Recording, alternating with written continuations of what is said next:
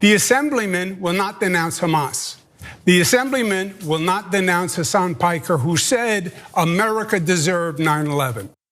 Zohran Mamdani, Andrew Cuomo, and Curtis Sliwa brawled for nearly 2 hours during the New York City mayoral debate last night. But as you can see, Cuomo wanted to discuss Hamas and Hassan Piker instead of New York City. And we have a lot more clips to show you, but first, Cenk, what is your impression of the debate overall? Who won?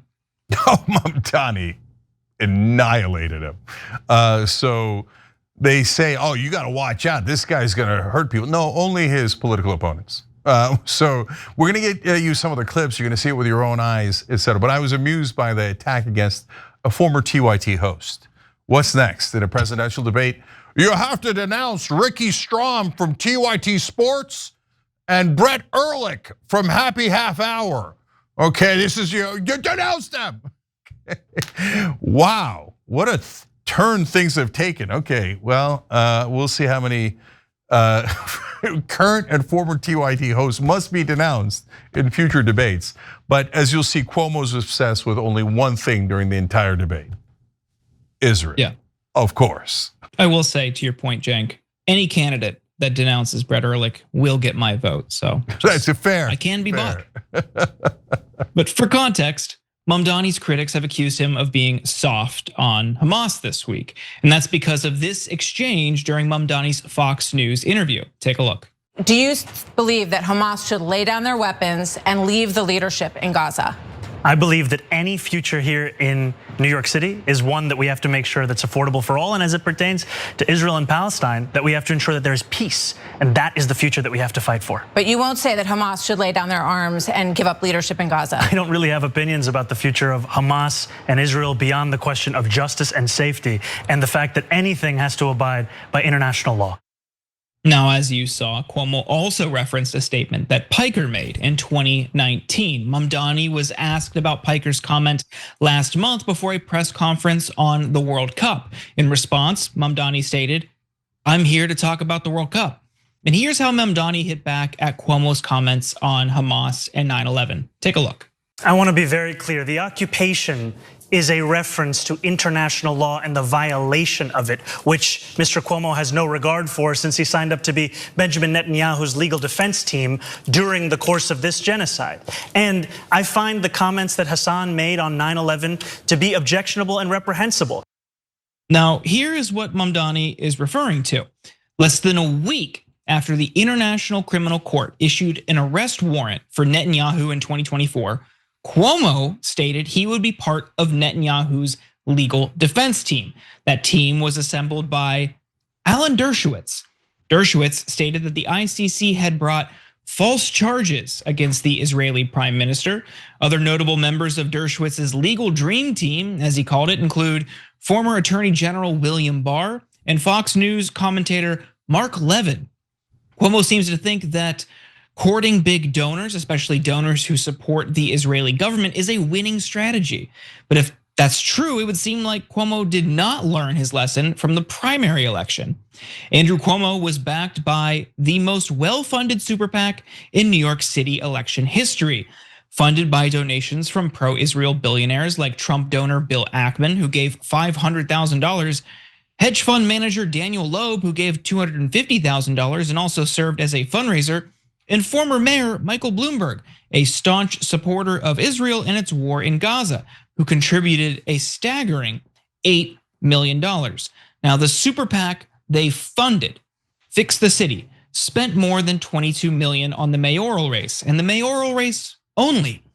It ended up being responsible for effectively half, 49.5%, of all the outside spending in every single race. In a year with dozens of candidates and all 51 city council seats on the ballot. Another pro-Israel super PAC, Sensible City Incorporated, spent more than $100,000 opposing Zohran Mamdani. All told, pro-Cuomo forces raised a staggering combined total of $35 million, making the pro-Mamdani side's $9 million look measly. Yet Cuomo lost by 7 points anyway. So Cenk, you're seeing, like you said, a focus by Cuomo to bring the debate for the mayor of New York City to Israel, and you see all this money circling around him. People say the race is tightening now that Eric Adams has dropped out, but what do you think it'll look like come November? Yeah, so I mainly want to talk about Andrew Cuomo being Israel's bitch. So, I mean, God, that debate was hilarious. He has not kissed Israel's ass enough. Did the check clear from Netanyahu? Okay, by the way, everybody on that legal defense team of Netanyahu, Mark Levin, Dershowitz, Bill Barr, who, by the way, coincidentally happened to be the attorney general when Epstein was killed, I mean, hung himself, and Barr said, oh, it was definitely a suicide. You're never gonna guess who the first person to ever hire Jeffrey Epstein was. Bill Barr's dad. What an amazing coincidence. Anyway, they all are working for Israel now. So Cuomo's literally working for the Israeli prime minister. That's why the debate was about Israel and not New York City. And by the way, they're making a wonderfully terrible mistake. Part of the reason that Mamdani is winning is because he's trying with all of his might to focus on New York City and its voters, and they're like, yeah, but he hasn't kissed Netanyahu's ass. How dare he? No, the mayor of New York must not serve New York. They must serve Tel Aviv and Jerusalem and Haifa. Said a bunch of bought ass bitches. So you get $35 million to make sure that Mamdani doesn't win because he won't kiss Israel's ass, and he's Muslim and they're bigots. They're all bigots. They all like, oh, anti-Semite, anti-Semite. I'm so worried about it, right? You're not worried about bigotry. You love bigotry. The minute there's a Muslim candidate, you're like, spend all the money against them. Let's destroy the Muslim. What happened? I thought you cared about bigotry. You don't care about that. And you don't even care about anti-Semitism. All you care about is your beloved, stupid Israel. So why don't you move to Israel? Why don't you get the hell out of our country? Spend the money over there, buying politicians over there. And then they say, I get to spend $35 million in a mayoral race in America on behalf of Israel, but you can't say I'm trying to control our politicians. Trope, trope, trope, trope. Well, then don't do the trope, brother. I'm gonna say things that are true, empirically true. We just showed it to you. $35 million. Does that control Andrew Cuomo? Of course it does. Andrew Cuomo's a pathetic little, I keep wanting to say bitch because it's so fitting, right? Where he's like, oh, Israel, Israel, Israel, Israel. Okay, go be mayor of Haifa, dude. Get the hell out of our country. We get it, they're literally paying you. They helped your campaign with $35 million.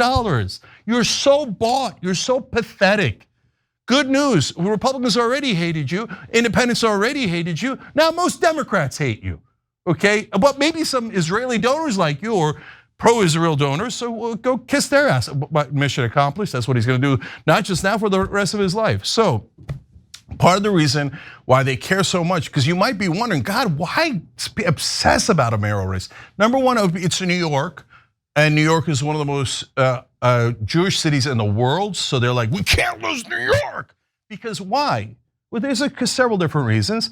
One of them is that their whole BS talking point is, oh, no, Israel slaughtering 67,000 Palestinians at a minimum, having the worst civilian kill ratio on the planet, worse than any terrorist group in the world. That's according to IDF's own numbers. Israel murdering 20,000 children. That's not important at all, okay? No, what's important is my perceived theoretical anti-Semitism because I'm actually trying to protect Jews. They're actually going after Jews.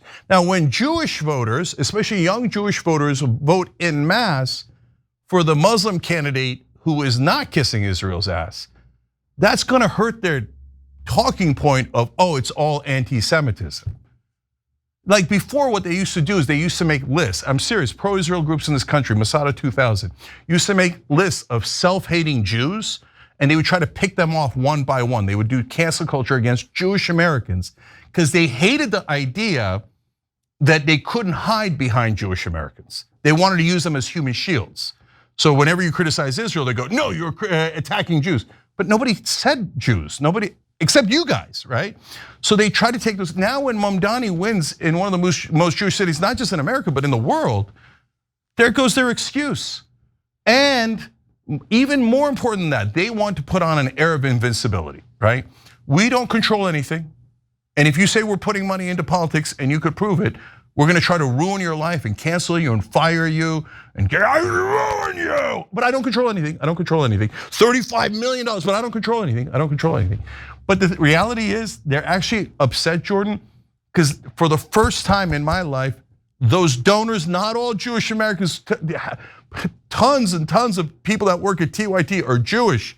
We're never gonna let anybody harm Jewish Americans, never, okay? But for the first time, they think, whoa, Israel's loyalty pledge that they make every stupid, corrupt politician in this country take, in essence, it might not work. And we seemed invincible. It seemed like we were gonna make everyone bow down to the country we actually care about, Israel.